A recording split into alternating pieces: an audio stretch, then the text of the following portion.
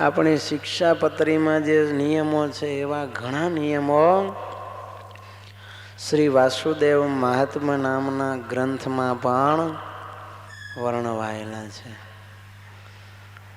તો એ ગ્રંથમાં વિશેષ કરીને તો ભગવાનની ભક્તિ કેમ કરવી, અપરાધ વગર અને ભગવાન જલ્દી પ્રસન્ન થાય એવી ભક્તિની રીતિ આ વાસુદેવ મહાત્માને વિશે વર્ણવવામાં આવેલી છે કે જે ભગવાનનું મહાત્મ્ય પણ અસાધારણ એને સમજાય અને દ્રઢ ચિત્ત ભગવાનમાં લગાવી અને જીવ ભગવાનની ભક્તિ કરે. તો એવો સરસ મજાનો આ ગ્રંથ મહારાજે કહ્યું કે શ્રીમદ ભાગવત તો સારું જ છે, પણ વાસુદેવ મહાત્મા પણ અમને અતિશય ગમે છે. તો એના વાલખિલ્ય ખંડ, બ્રહ્મોત્તર ખંડ, કાશી ખંડ, રેવા ખંડ, કેદાર ખંડ, પ્રભાસ ખંડ અને વિષ્ણુ ખંડ એવા 7 જે સ્કંદ પુરાણના ખંડ, એમાંથી આ વિષ્ણુ ખંડની અંદર રહેલું વાસુદેવ મહાત્મા ભગવાન નારાયણે નારદજીને ઉપદેશ આપ્યો છે એવું 32 અધ્યાયનું છે. એ શાસ્ત્ર ભગવાન કે અમને ગમે છે. ધર્મ શાસ્ત્રાંતર્ગતા જ યાજ્ઞવલ્ક્ય ઋષે હે સ્મૃતિ. અને ભગવાન કહે છે ધર્મશાસ્ત્રની મધ્યમાં રહેલી એવી યાજ્ઞવલ્ક્ય શ્રુતિ. જો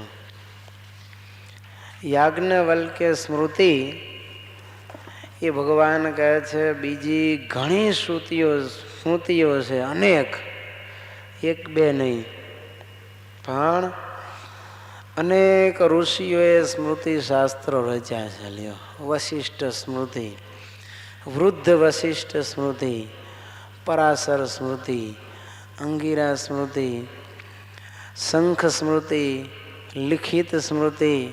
શંખ અને લિખિત બંને મુનિઓએ ભેળા થઈને એક સ્મૃતિ લખી છે, એનું નામ છે શંખ લિખિત સ્મૃતિ. આવી તો બીજી અનેક સ્મૃતિઓ છે, પણ એ બધી સ્મૃતિઓમાં મહારાજ કહે છે યજ્ઞવલ્ક દેવરાત નામના બ્રહ્મર્ષિના પુત્ર જે યાજ્ઞવલ્ક ઋષિ થયા એની જે સ્મૃતિ છે એ અમને પ્રિય છે. કારણ કે નાશ પામેલા, ભૂલાઈ ગયેલા તે શાખાના ધર્મને યોગના બળથી સંભાળીને ઋષિએ આ ગ્રંથ લખ્યો છે. તો એ યજ્ઞવલ્કે કહેલી યોગ સ્મૃતિમાં અતિવ્યાપ્તિ દૂર કરવા માટે ભગવાને ધર્મશાસ્ત્રમાં રહેલી એવું વિશેષણ આપ્યું છે. એ યાજ્ઞવલ્ક સ્મૃતિ તે એક શાસ્ત્ર છે. તો આ યાજ્ઞવલ્ક સ્મૃતિ છે ને એ કળિયુગમાં રહેલા માણસોને વિશેષ અનુકૂળ પડે એવા ધર્મોનું નિરૂપણ દર્શાવે છે. આગળ બીજી જે સ્મૃતિઓ લખાણી પૂર્વે એ બધી કોઈ સતયુગ માટે એપ્રોપ્રિએટ હતી, કોઈ ત્રેતા માટે અને કોઈ દ્વાપર યુગના મનુષ્યો માટે હતી. પણ એમાં લખાયેલા બધા જ ધર્મો અને પ્રાયશ્ચિતો, જે આચાર વ્યવહાર અને પ્રાયશ્ચિત કહીએ, 3 વિભાગ હોય એમાં સ્મૃતિના, એ બધા જ નિયમો છે એ કળિયુગમાં શક્ય નહોતા. એટલે યાજ્ઞવલ્ક્ય સ્મૃતિ એ કળિયુગના માનવીઓથી પાળી શકાય એવા ધર્મો અને કરી શકાય એવા પ્રાયશ્ચિતો અને વ્યવહારનું વર્ણન વિસ્તારપૂર્વક કરેલું. એટલે ભગવાને બધી જ સ્મૃતિઓ સારી હોવા છતાં પણ કળિયુગમાં એ સ્મૃતિઓ એપ્લાય કરવા જેવી, ઇમ્પ્લિમેન્ટેશનમાં મૂકવા જેવી ન હોવાથી બીજી સ્મૃતિઓને બાદ કરી અને કેવળ યાજ્ઞવલ્ક્ય સ્મૃતિને મહારાજે પસંદ કરી છે. તો મહારાજ કે આ 8 સતશાસ્ત્ર છે ને એ અમને ઈષ્ટ છે, માટે એને સાંભળવા. અમારા આશ્રિતોએ મહારાજ કે આ 8 સતશાસ્ત્રો છે એને સાંભળવા અથવા તો વાંચવા. પણ આ જ્યારે શિક્ષાપત્રી લખાણી ત્યારે આપણા સંપ્રદાયના બીજા કોઈ ગ્રંથોનું નિર્માણ થયેલું નહોતું. નિષ્કુળાનંદ સ્વામીએ પોતે અમુક ગ્રંથો બનાવેલા, જેમ કે યમદંડ 1860માં નિષ્કુળાનંદ સ્વામીએ બનાવેલો અને શિક્ષાપત્રી તો 1882ની સાલમાં લખાણી. પણ કહેવાનો મતલબ સત્સંગી જીવન, સત્સંગી ભૂષણ કે શ્રી હરિ દિગ્વિજય કે પછી ભક્ત ચિંતામણી આવા કોઈ ગ્રંથોનું નિર્માણ હજુ સુધી થયું નહોતું. એટલે ભગવાને એમ કહ્યું કે આ 8 સતશાસ્ત્રો છે એને વાંચવા, કહેવા અથવા તો ત્રૈવર્ણિકોએ સાંભળવા. પણ ત્યાર પછી તો શતાનંદ સ્વામીએ ગ્રંથરાજ શ્રીમદ સત્સંગી જીવનનું નિર્માણ કર્યું અને એ ગ્રંથ વચનામૃત અને શિક્ષાપત્રી આ 3 ગ્રંથમાં બધા જ ધર્મશાસ્ત્રોના અને વાસુદેવ મહાત્મ્ય આદિક જે ભાગવત, વેદ, વ્યાસસૂત્ર, વિદુર નીતિ, શ્રી ભગવદ્ ગીતા, વિષ્ણુ સહસ્રનામ એ બધાનો સાર સ્વામી એમાં વણી લીધો છે. એટલે કેવળ એક સત્સંગી જીવન ગ્રંથ પ્રમાણે આ જીવ વર્તે તો એમાં નારાયણ ગીતા, હરિગીતા અને સહજાનંદ ગીતા કહેતા શિક્ષાપત્રી આ 3 ગ્રંથો એનું જ્ઞાન મેળવી લે ને તોય કાંઈ બાકી ન રહે. એટલું અદ્ભુત ઉપદેશથી ભરેલા આ 3 ગ્રંથો છે. એટલે ઘણાને એમ થાય કે અરે રે મેં તો હજી ભાગવત વાંચ્યું નથી, વિદુર નીતિ જોઈ નથી, વાસુદેવ મહાત્માની તો ખબર નથી અને વેદમાં અને વ્યાસ સૂત્રમાં તો મારી ચાંચ કેમ ખૂચ છે, તો મારું કલ્યાણ થશે નહીં. કારણ ભગવાને આજ્ઞા કરી છે ને હું વાંચતો નથી. તો એવું ક્યારેય મનમાં રાખવું નહીં કે આ ગ્રંથો અમે વાંચ્યા, સાંભળ્યા કે જોયા નથી. સત્સંગી જીવનને શિક્ષાપત્રીને વચનામૃત જુઓ એટલે વાંગમય માત્ર કહેતા જેટલા સતશાસ્ત્રો છે એ બધાએ તમે જોઈ લીધા એમ માનો. વેદો અને વ્યાસ સૂત્ર આ બધા ગ્રંથો એ તો જેને પ્રમાણ આપવા હોય, જેને કથા કરવી હોય એ લોકો માટે વિશેષ મહત્વના છે. કે જેને શાસ્ત્ર ચર્ચા કરવી હોય, કોઈની સાથે સરખામણી કરવી હોય કે વેદોએ જે કહ્યું છે એ બાબતમાં તમારા શાસ્ત્રો શું કહે છે, એ જાણવા માટે આપણે વેદો ભણવા જોઈએ. પણ વેદો ન ભણે કે પછી વ્યાસ સૂત્ર ન સમજાય એનું કલ્યાણ ન થાય એવું નથી. કેવળ શિક્ષાપત્રી, વચનામૃત અને સત્સંગી જીવન સમજી વિચારી અને એ પ્રમાણે ચાલે, આચરણ કરે એનું કલ્યાણ, આત્યંતિક કલ્યાણ એનું 100% પાકું છે. માટે ઘણાને મનમાં ઘણા એમ કે મહારાજે આ કહ્યું છે એટલે વાંચવા જ જોઈએ. પણ હકીકતમાં થાય છે શું, જે ગ્રંથ વાંચે ને તે ગ્રંથમાં તેના જે પ્રતિપાદિત દેવ હોય ને એનો મહિમા લખેલો હોય. એટલે પરિણામ એનું એ આવે કે ઉપાસના બદલાઈ જાય જીવની. આજે ઘણા સાધુ સંતોને પણ ભાગવત આદિક સત્શાસ્ત્ર વાંચી અને ઉપાસનામાં ગરબડ થઈ ગઈ છે. લ્યો, ઘણા પોતાની જાતને ગણાવતા જ્ઞાની ભક્તો એને પણ ઉપાસનામાં ફેર પડી જાય છે. અને વળી મહારાજે વચનામૃતમાં એમ પણ કહ્યું અંત્યમાં કે પોતાના જ સંપ્રદાય અને ઈષ્ટદેવ સંબંધી શાસ્ત્રો વાંચે ને તો જ એ સંપ્રદાયની પુષ્ટિ થાય અને સંપ્રદાય લાંબો સમય ટકી રહે.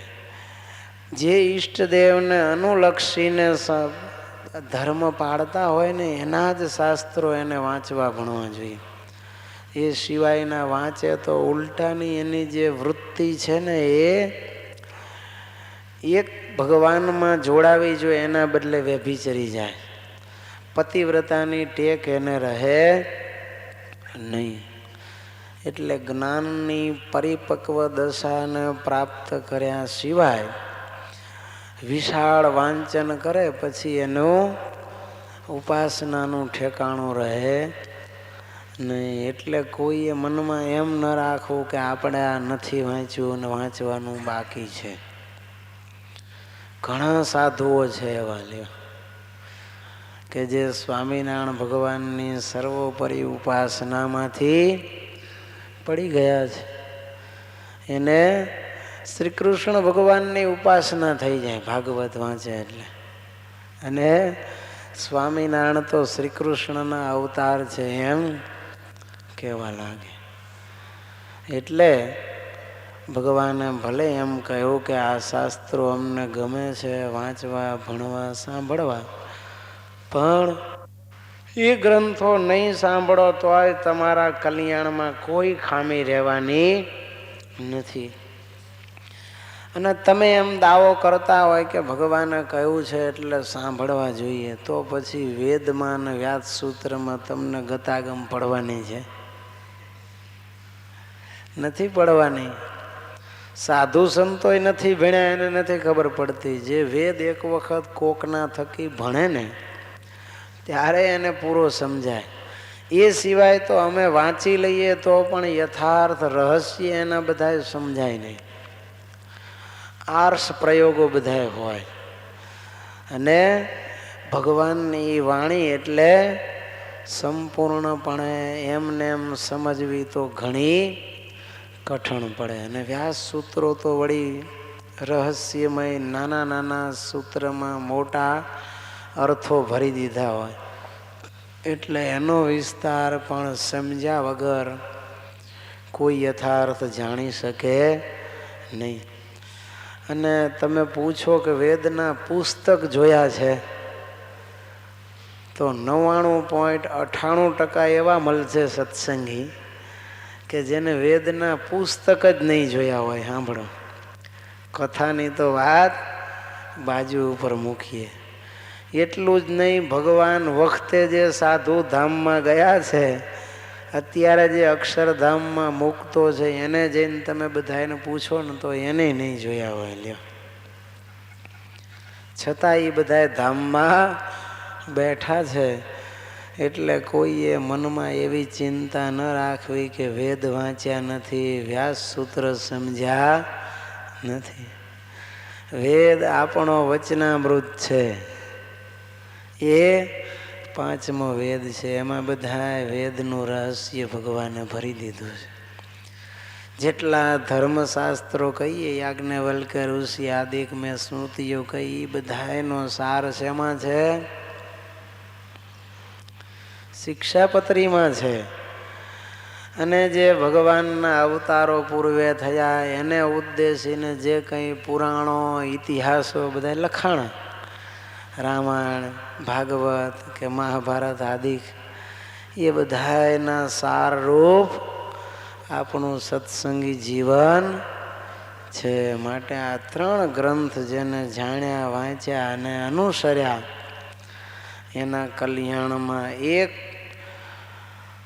ટકો તો શું પણ 0.01% આપણને ખામી નથી. લ્યો, શંકા નથી એમ તમારે દ્રઢપણે મનમાં જાણવું. એટલે ભગવાનના ભક્તોએ કાયમ માટે આપણા જે મૂળ ગ્રંથો છે એ ગ્રંથો જ વિસ્તારપૂર્વક અને ડિટેલમાં સમજવા માટેની પૂરેપૂરી કોશિશ કરવી. હવે એમાં ભગવાને દ્વિજાતિએ ભણવા વાંચવા સાંભળવા એમ કહ્યું. કારણ શૂદ્રોએ વેદ ભણવા નહીં, એને યજ્ઞનો નિષેધ છે. એમ ભારત એટલે મહાભારત એના ઉદ્યોગ પર્વમાં કહ્યું છે. એટલે ચારેય વર્ણોને સંભળાવે ઇત્યાદિક વચનોથી ભારત આદિકમાં શૂદ્રોને કેવળ શ્રવણ કરવાનું કહ્યું છે, પણ પાઠ કરવાનું કહ્યું નથી. શૂદ્ર જ્ઞાતિના એ વેદનો પાઠ ન કરવો એમ નિષેધ કર્યો છે. એટલે શ્રવણથી પણ શૂદ્ર જાતિ સારી ગતિને પામે છે એમ હરિવંશના પરવાનું કીર્તનમાં કહેલું છે. એટલે વેદનો અધિકાર બ્રાહ્મણ, ક્ષત્રિય અને વૈશ્ય આ 3 વર્ણના મનુષ્યોને જ ભગવાને આપ્યો છે. એટલે એ 3 વર્ણના એ ભણવા અને શૂદ્રોએ કેવળ સાંભળવા. પણ આજે હવે ગાયત્રી પરિવારને એ બધા અમુકમાં એવું બધું ચાલ્યું છે. પછી આર્ય સમાજમાં ને એમાં કે એ લોકો શૂદ્રોને પણ પૂજારી બનાવે છે ને એને વેદની ઉપાસના કરાવે છે. હશે જેને જે ગમ્યું એ પણ ભગવાનની આજ્ઞાથી વિરુદ્ધ છે. એટલું તો આપણે 100% કહી શકીએ કે ભગવાને જે કહ્યું એમ કરવામાં આપણું કલ્યાણ છે. એટલે બાઈઓ એને પણ વેદના મંત્રો બોલવાની મનાઈ છે. કેવળ એક લગ્ન વિધિનો સંસ્કાર છે એ લેડીઝનો વૈદિક મંત્રથી થાય. કારણ કે એ વખતે પુરુષ ભેગા પરણવામાં બેઠા હોય. એટલે એ સિવાયના બીજા સંસ્કારો દીકરીના કે સ્ત્રીના પણ વૈદિક મંત્રોથી થતા નથી. તો એ પ્રમાણે વેદમાં અધિકાર એ લોકોએ નથી. એટલે મહાપૂજામાં પણ આપણે જે ચોપડી બહાર પાડી છે એમાં વેદ મંત્રોની આગળ સ્વસ્તિકનું નિશાન કર્યું છે. નોટ લખી છે કે શૂદ્ર વર્ણના કોઈ જાતે મહાપૂજા કરતા હોય તો એને આ મંત્રોનું ઉચ્ચારણ કરવું નહીં. એને પૌરાણિક મંત્રોથી ભગવાનની પૂજા કરવી એમ શાસ્ત્રોનું રહસ્ય છે. સ્વહિતેચ્છુભિરેતાની મત્સિષ્યૈ સકલૈરપી શ્રોતવ્યાન્યત પાઠ્યાની કથનયાની ચ દ્વિજૈઃ. ભગવાન કહે છે પોતાનો હિત ઈચ્છનારા એવા જે અમારા સર્વે શિષ્ય તેમણે આ 8 સતશાસ્ત્ર જે તે સાંભળવા અને અમારા આશ્રિત જે દ્વિજ તેમણે એ સતશાસ્ત્ર ભણવા તથા ભણાવવા તથા એમની કથા કરવી. ચોખ્ખી ભગવાને એમાં વિકતિ કરી છે. જુઓ, 4 વર્ણનાને સાંભળવાની છૂટી છે, પણ ભણવા, ભણાવવા અને કથા કરવી એમાં ત્રૈવર્ણિકોને જ ભગવાને છૂટી આપી છે. તો જેને પોતાનું હિત કલ્યાણ ઈચ્છવું હોય એને આ પ્રમાણે ભગવાનની આજ્ઞાનું પાલન કરવું જોઈએ. એટલે શૂદ્રોએ વેદ સિવાયના બીજા શાસ્ત્રો સાંભળવા. કારણ કે શૂદ્રોને દેવ બ્રાહ્મણના સાનિધ્યમાં પુરાણ શ્રવણ કરવાનો અધિકાર છે એમ કહ્યું છે. તેથી ભારત પંચમો વેદ ઇતિહાસ પુરાણાની પંચમો વેદ ઉચ્યતે એમ શાસ્ત્રમાં કહ્યું છે કે મહાભારત અને ઇતિહાસ પુરાણ એને 5મો વેદ જાણવો કહેતા વેદોના રહસ્ય આ બધા પુરાણોમાં કયા છે. એટલે વેદ એને ન ભણવા ન સાંભળવા, પણ એને પુરાણની કથા સાંભળવી એટલા માત્રથી એને સુખ મળશે. અને એમ લખ્યું કે પુરાણની કથા પણ વાંચવી નહીં.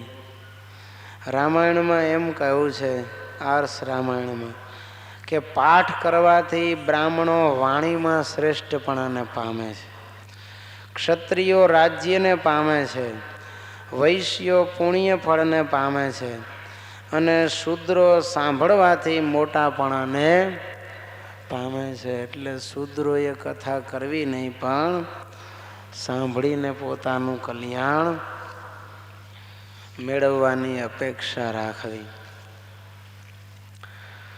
તત્રાચાર વ્યવહૃતે નિષ્કૃતાનાં ચ નિર્ણયે ગ્રાહ્યામિતાક્ષરોપેતા યાજ્ઞવલ્ક્યસ્ય તો સ્મૃતિઃ.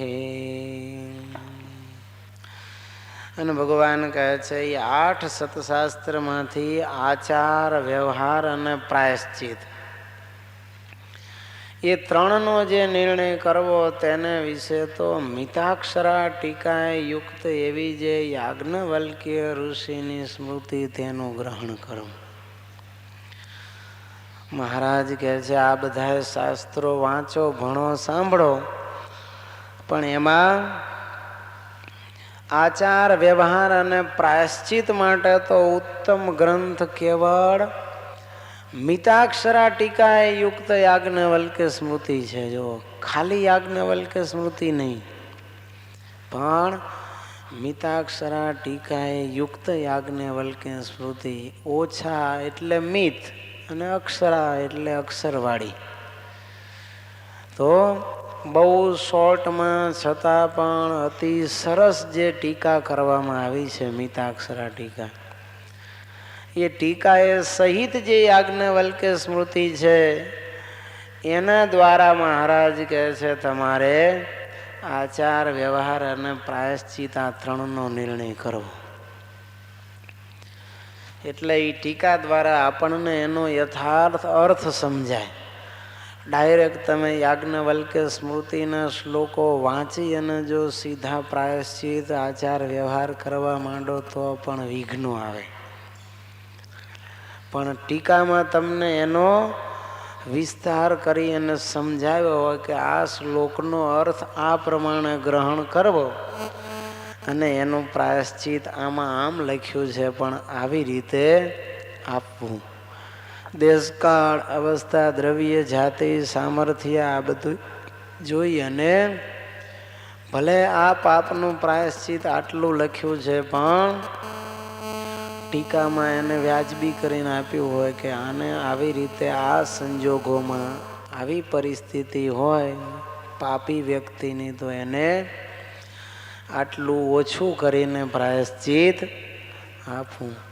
તો એમ ટીકામાં એના અર્થ, યથાર્થ સમજાવ્યા હોય કે કઈ રીતે ખરેખર એને જીવનમાં આપણે ઉપયોગ કરવો એનો નિર્ણય મહારાજ કે મિતાક્ષરા ટીકાએ યુક્ત યાજ્ઞવલ્ક્ય સ્મૃતિનો ઉપયોગ કરો. વિજ્ઞાનેશ્વર નામના જે પંડિત હતા એમણે યાજ્ઞવલ્ક્ય સ્મૃતિ ઉપર આ મિતાક્ષરા ટીકા લખી છે. મિતાની અક્ષરાણી યસ્યા ઇતિ મિતાક્ષરા, જેમાં બહુ ઓછા અક્ષરો છે એવી જે ટીકા છે એનું નામ છે મિતાક્ષરા ટીકા.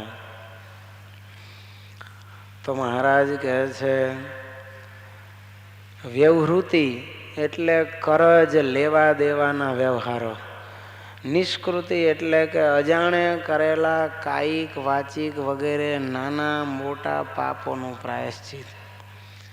તેમજ સાંખ્ય જ્ઞાનમાં ઉપયોગી દૈહિક પાપના પ્રાયશ્ચિતના નિર્ણય માટે યાજ્ઞવલ્ક્ય સ્મૃતિ માન્ય ગણવી. સતશાસ્ત્રોમાં આચાર એટલે નિત્ય નૈમિત્તિક સદાચાર. વ્યવહૃતિ એટલે કરજ, લેવા દેવાના જે વ્યવહારો. નિષ્કૃતિ એટલે કે જાણે અજાણે કરેલા કાયિક વાચિક વગેરે નાના મોટા પાપોનું પ્રાયશ્ચિત, તેમજ સાંખ્ય જ્ઞાનમાં ઉપયોગી દૈહિક પાપના પ્રાયશ્ચિતના નિર્ણય માટે ભગવાન કહે છે યાજ્ઞવલ્ક્ય ઋષિની જે સ્મૃતિ હતી એના ઉપર વિજ્ઞાનેશ્વર નામના જે પંડિતે મિતાક્ષરા ટીકા લખી છે. તો ભગવાન કહે છે એ મિતાક્ષરા ટીકા છે એનો નિર્ણય તમારે માન્ય રાખવો. એ નિર્ણય માટે મિતાક્ષરા ટીકાનો ઉપયોગ કરવો. મિતાન્યક્ષરાણી યસ્યા ઇતિ મિતાક્ષરા, જેમાં બહુ ઓછા અક્ષરો છે અને છતાં ઘણું ઘણું કહી જાય છે એવી એ મિતાક્ષરા ટીકા ભગવાન કહે છે.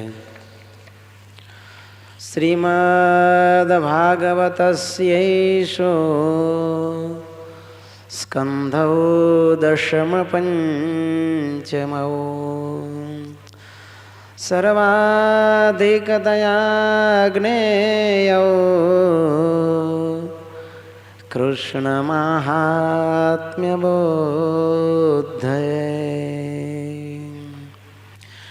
અને વળી એ 8 સતશાસ્ત્રના વિશે જે શ્રીમદ ભાગવત પુરાણ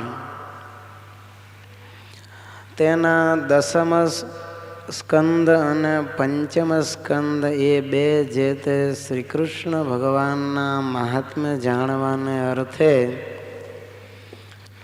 ભગવાન કહે છે સર્વથી અધિક જાણવા. 10મઃ પંચમઃ સ્કંધો યાજ્ઞવલ્ક્યસ્ય તો સ્મૃતિઃ ભક્તિશાસ્ત્રં યોગશાસ્ત્રં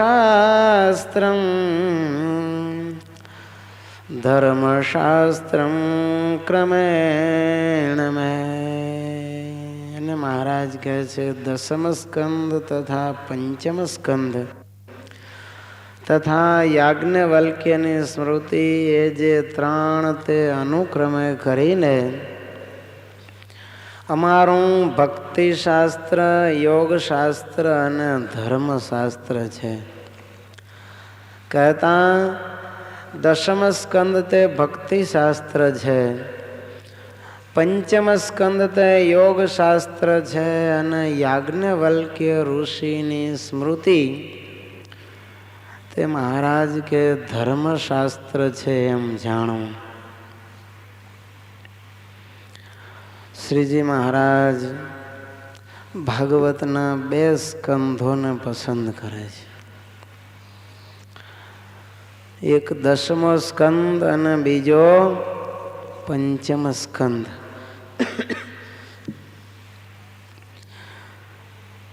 12 સ્કંદોમાંથી ભગવાને આ 2 સ્કંદ છે એ પસંદ કર્યા.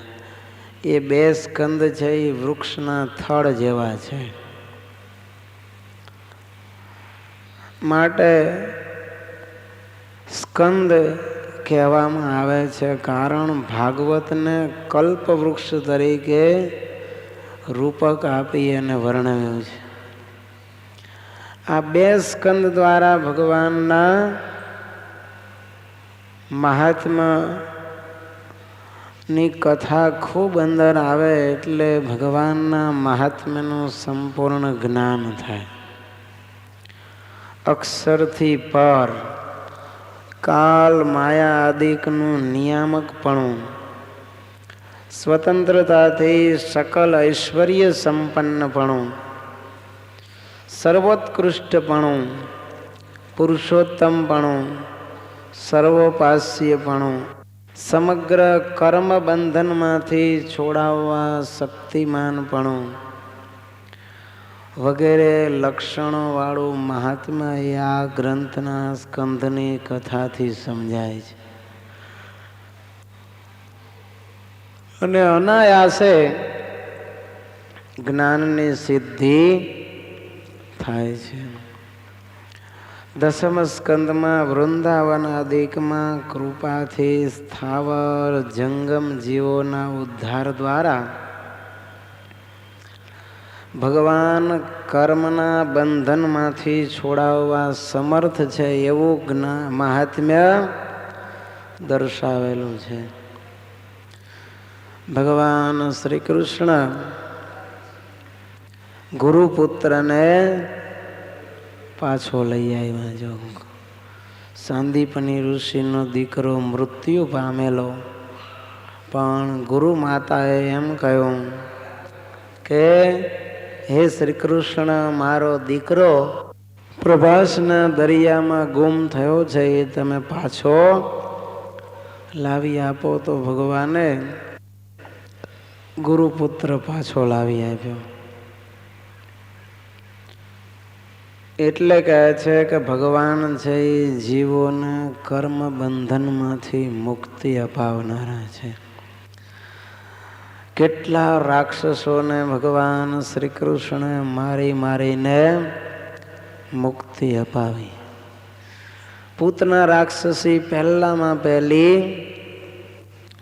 ભગવાન શ્રી કૃષ્ણને મારવા માટે આવી, તો ભગવાને શું કર્યું? સ્તન ઉપર ઝેર ચોપડેલું હતું, તો એ ઝેર સાથે દૂધ હાથે પ્રાણ ભગવાન એના ધાવી ગયા અને પૂતના રાક્ષસીને દેહમાંથી મુક્તિ અપાવી. અહો બકીયમ સ્તનકાલકૂટમ. ભગવાન શ્રી કૃષ્ણને મારવા માટે શું કર્યું? રાક્ષસીએ સ્તન ઉપર કાલકૂટ નામનું ઝેર ચોપડ્યું.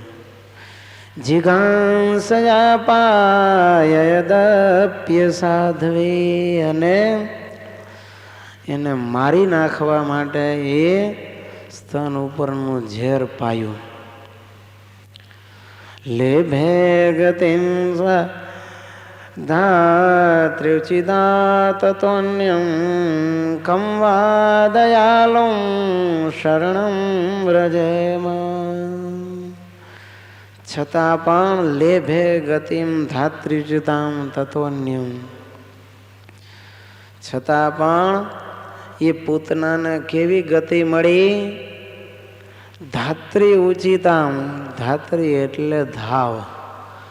યશોદાજી ભગવાનના ખરી માતા નહોતા, એમના જન્મદાત્રી તો દેવકીમાં હતા.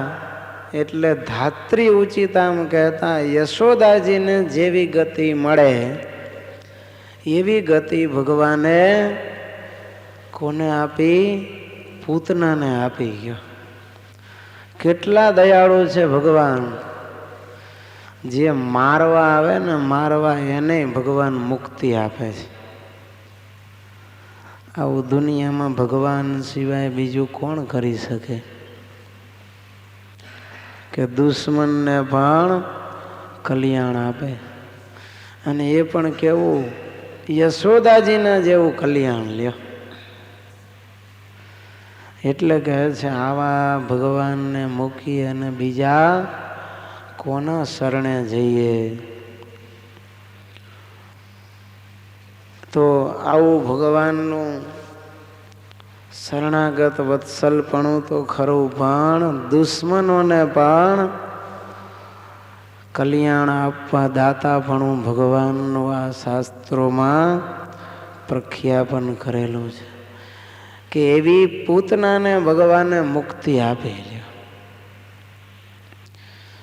એટલું જ નહીં, ભગવાન નાના હતા ત્યારથી કેટલા રાક્ષસો ભગવાનને મારવા આવ્યા.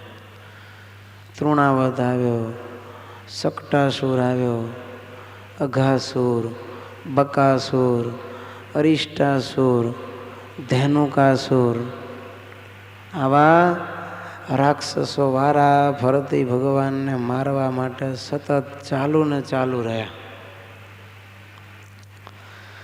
અને એ બધા રાક્ષસોને ભગવાને મોતને ઘાટ ઉતાર્યા અને બધાને શુભ ગતિ આપી. એટલે કહે છે ભગવાન જેવા કોઈ દયાળુ નથી. અરે મામો કંસ ભાણેજને મારવા માટે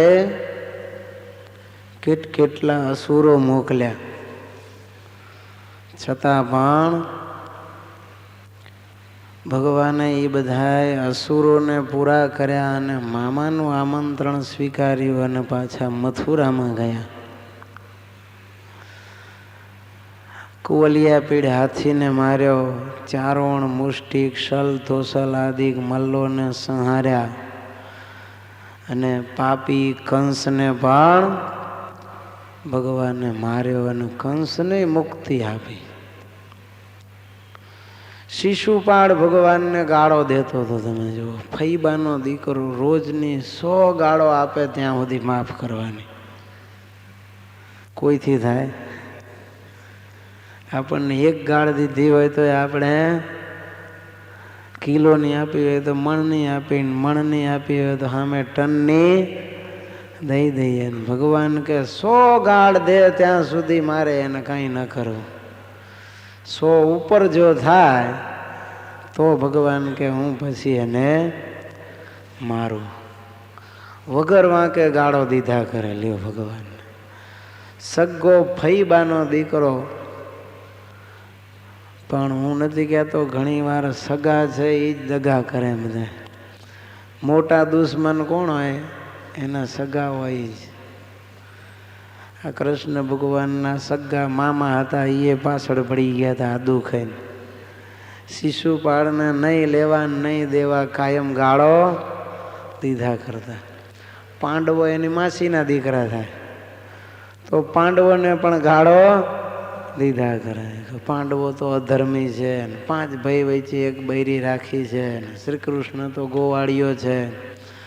મધપુડા ગાયો ચારતા ચારતા પાડતો તો એટલે શ્રી કૃષ્ણને મધુસૂદન કીધા, પણ એ કાંઈ એને મધુ નામનો રાક્ષસ દૈત્ય માર્યો નથી. આવી ગાળો એ ભગવાનને આપતો. રાક્ષસોએ અસુરોએ પોતાની આસુરી વૃત્તિ છોડી નથી, પણ ભગવાને પોતાનું ભગવાનપણું દાખવી અને એ રાક્ષસોના પણ ઉદ્ધાર કર્યા છે. એટલે કહે છે ભગવાનના આવા ગુણો, આવું મહાત્મ્ય પ્રદર્શિત થાય છે કે 6 દિવસના હતા ત્યારે પણ ભયંકર પૂતના રાક્ષસીનો બાળક સ્વરૂપે પણ ભગવાને નાશ કર્યો. અને 11 વર્ષ ને 52 દિવસના હતા ત્યારે 10,000 હાથીના બળવાળા કુવલિયા પીડ હાથીનો ભગવાને વિનાશ કર્યો. અને શલ તોસલ જેવા ખતરનાક મલ્લો, આટલી કુમળી વયે ભગવાને એ મલ્લોને પણ મોતને ઘાટ ઉતારી દીધા. એટલે કહે છે ભગવાન છે એ બહુ સમર્થ છે, એનામાં અદ્ભુત તાકાત રહેલી છે. એ ભગવાનના ઐશ્વર્યનું જ્ઞાન આપણને 10મ સ્કંધમાંથી થાય છે. અને એટલા માટે જ કહે છે કે ભગવાનનું મહાત્મ્ય જાણવા માટે આ ગ્રંથનો આ સ્કંદ છે એ સર્વથી અધિકપણે જાણવું. ભગવાન નાના હતા ત્યારથી આવું અદ્ભુત ઐશ્વર્ય દાખવતા. જોકે ભગવાનમાં તો બધા ઐશ્વર્ય હોય જ, છતાં પણ આપણને જ્ઞાન ક્યારે થાય? તો કે ભગવાન એવી લીલાઓ કરે અને આપણને એ લીલાનું દર્શન થાય ત્યારે જ્ઞાન થાય કે ભગવાનમાં આવી અદ્ભુત શક્તિ રહેલી છે. માટે એ ભગવાનનું સ્વરૂપ, ગુણ, લીલા, વિભૂતિ, ઐશ્વર્ય, આ સર્વસ્વનું જ્ઞાન આપણને જ્યારે ભગવાન આવી લીલાઓ કરે છે અને એ લીલાઓ જ્યારે આપણે જોઈએ અથવા તો સાંભળીએ ત્યારે થાય છે. તો આવી અદ્ભુત લીલાનું વર્ણન વિશેષ પ્રમાણમાં પાને દસમ સ્કંદની અંદર વર્ણવાયું છે. એટલે ભગવાન કહે છે શ્રી કૃષ્ણ ભગવાનનું મહાત્મ્ય જેને જાણવું હોય એને દસમ સ્કંદની કથા વિશેષ વાંચવી. એટલે તો તમે જુઓ ભાગવતની કથા થાય ને એમાં 7 દિવસમાં 3 દિવસ તો ખાલી દસમ સ્કંદની જ કથા ચાલે. ચોથે દિવસે જ ભગવાનનો જન્મ થઈ જાય. ચોથે દિવસે ભગવાનનું પ્રાગટ્ય થઈ જાય પછી કથા પૂરી થાય ત્યાં સુધી દસમ સ્કંદ જ ચાલે.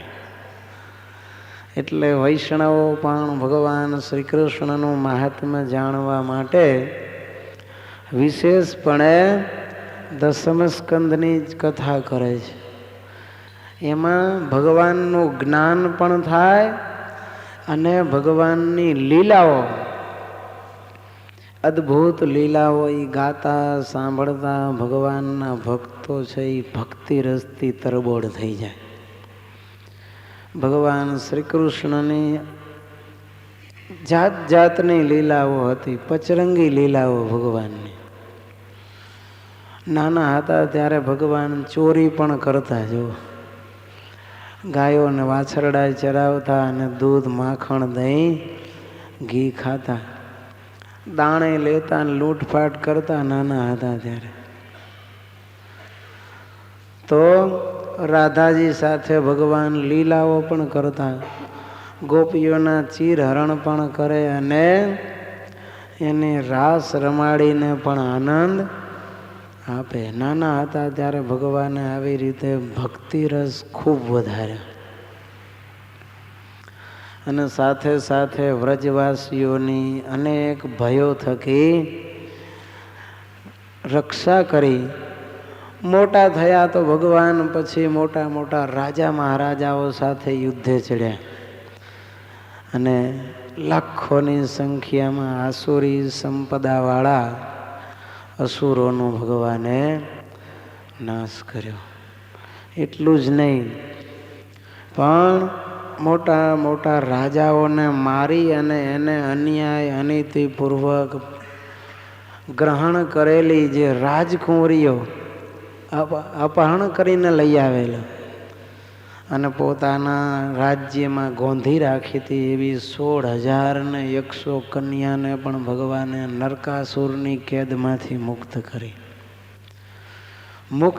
એટલું જ નહીં પણ હવે કલંકિત થયેલી જગતની દ્રષ્ટિએ લોકાપવાદ પામેલી કન્યાઓનો કોઈ હાથ પકડે એમ નહોતું. ત્યારે સ્વયં શ્રી કૃષ્ણ ભગવાને એવી કન્યાઓને પોતે ગ્રહણ કરેલી, અપનાવી. ભગવાન કે જાઓ, તમારા ઉપર લોકાપવાદ હોય ને તો હું તમારી સાથે લગ્ન કરીશ. અપહરણ કરાયેલી કન્યાઓને ભગવાને પોતાની રાણીનું સ્થાન આપ્યું. કેટલા બધા દયાળુ ભગવાન છે. કયો આખું જગત જેને ધિક્કારે છે એને ભગવાન કહે છે હું ચાહું છું. જો તમે ભગવાનને ચાહતા હોય તો ભગવાન કહે છે મને ભજે એ મારો લ્યો. નહીતર ગમે એવા સારા માણસો હોય પણ લોક અપવાદ વાળી વ્યક્તિને કોઈ અપનાવવા તૈયાર ન થાય. સજ્જન કહેવાતો હોય તો એના ઉપર આરોપ હોય ત્યાં સુધી એને કોઈ અપનાવે નહીં. જો ધારાસભ્ય લોકસભાના સભ્યનું ફોર્મ ભરવું હોય તો કેસ હાલતા હોય તમારા ઉપર તો ફોર્મ ન ભરવા દે. અરે મિનિસ્ટર પદ હોય અને એના ઉપર આરોપ આવે તો મિનિસ્ટર પદ ઉપરથી રાજીનામું અપાવે છે. તો આ તો ચારિત્ર્યનો આરોપ વિચાર કરો કે એનું શિયાળ વ્રત ભંગ થયેલું છે અને એવી નારીઓને અપનાવી અને પોતાની રાણી બનાવવી એ ભગવાન સિવાય દુનિયામાં બીજા કોઈથી થાય નહીં. એકાદ બે નહીં, 16,100 કન્યાઓને ભગવાને પોતે અપનાવી અને પોતાની રાણી બનાવી અને ભગવાને નોધારાના આધાર એવું પોતાનું બિરુદ સાર્થક કર્યું છે. એટલે કહે છે કે ભગવાનના આવા અનેક ઐશ્વર્ય અને કરુણામય ગુણોનું દર્શન આપણને આ દસમ સ્કંદની કથામાંથી થાય છે. તો દેવતાઓ સાથે પણ ભગવાને યુદ્ધ કર્યા.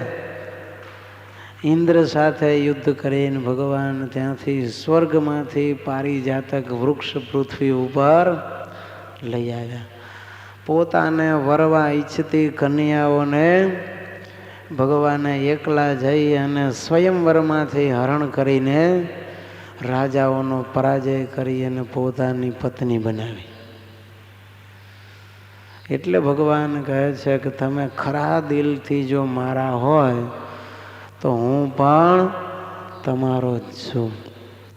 આઈ લવ યુ વિથ ઓલ થાય ફોલ્ટ. ભગવાન કહે તમારા બધા જ ગુનાઓ સાથે હું તમને ચાહું છું, પણ શરત એટલી કે તમે મને ચાહો છો કે નહીં. જો ભગવાનને ભક્તો ચાહતા હોય તો ભગવાન પણ ભક્તોને કાયમ માટે ચાહે છે. કદાચ જીવ ભગવાનને ભૂલે પણ ભગવાન જીવને ભૂલતા નથી. ભૂલેલાને ઉલટાના રસ્તે ચડાવે અને પોતાના સ્વરૂપનું જ્ઞાન પ્રદાન કરે. થોડી ઘણી ભગવાનને અર્થે સેવા કરે એને ભગવાન કહે છે હું અનેક ઘણી કરીને માનું છું. પેલી બોર વેચવા વાળી હતી જો, ફળવાળી માલણ સુખિયા, એને ભગવાનને